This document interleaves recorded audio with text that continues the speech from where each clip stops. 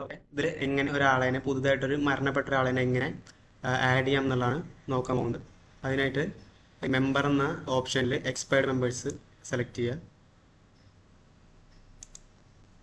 അതിൽ റൈറ്റ് സൈഡിലെ ടോപ്പിലായിട്ട് mark new member expired എന്നുള്ളൊരു ബട്ടൺ കാണും. സെലക്ട് ചെയ്യാണെങ്കിൽ നമുക്കൊരു പേജ് ലോഡ് ആയിട്ട് വരും. അതിൽ ആ മരണപ്പെട്ട ആളുടെ ഡീറ്റെയിൽസ് ചോദിക്കുന്ന ഒരു ഫീൽഡ് ഇതിലുണ്ട്. അതായത് അദ്ദേഹത്തിനെ ഐഡൻറ്റിഫൈ ചെയ്യാൻ വേണ്ടിയിട്ട്. അപ്പോൾ അയാളുടെ മിത്ര കോഡ്, മൊബൈൽ നമ്പർ, ഇമെയിൽ, ഇതിൽ ഏതെങ്കിലും ഒന്ന് നമ്മൾ എൻ്റർ ചെയ്ത് കൊടുക്കുക. അപ്പോൾ ഞാൻ രാഹുൽ എസ് കെ എന്ന് പറഞ്ഞൊരു ആളെ എക്സ്പയർഡ് ആക്കാൻ പോവാണ്. ഇത് ചെയ്യുമ്പോൾ അദ്ദേഹത്തിൻ്റെ ബാക്കി ഡീറ്റെയിൽസൊക്കെ ഓട്ടോമാറ്റിക്കായിട്ട് ഇതിൽ ലോഡായിട്ട് വരും.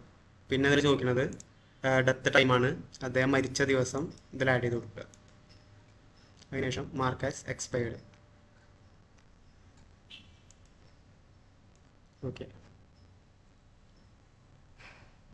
ആഡ് ആയിട്ടുണ്ടപ്പോൾ നമുക്ക് ഈ ലിസ്റ്റിൽ നോക്കുക രാഹുൽ എസ് കെ എന്നുള്ള ആൾ എക്സ്പയർഡ് ആയിട്ട് കാണാൻ പറ്റും.